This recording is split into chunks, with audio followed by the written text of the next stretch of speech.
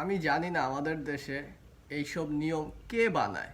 এই যে আপনি দেখেন, সকাল ৯টা থেকে বিকাল ৪টা পর্যন্ত অফিস। এই অফিসটা শুধু কাদের জন্য? সরকারি আমলাদের জন্য। এখন আপনি একটু চিন্তা করেন, প্রাইভেটে কি সেম টাইম দিছে? অধিকাংশগুলোতেই কিন্তু দেয় নাই। তাদের অফিস ৮টা ৯টা পর্যন্তই চলতেছে সকাল থেকে। কিন্তু অন্যদিকে সরকারি যারা জব করে তারাই কিন্তু সুযোগ সুবিধাগুলো পাচ্ছে।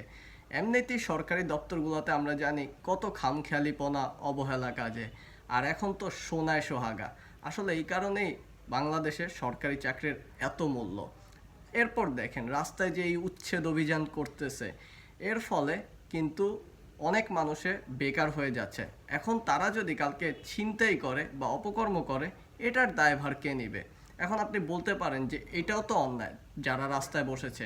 কিন্তু অবশ্যই এটা অন্যায় হওয়া সত্ত্বেও এদের কি কোনো ব্যবস্থা নিয়েছে সরকার? প্রশ্নটা আপনাদের কাছে রেখে গেলাম। আল্লাহ হাফেজ।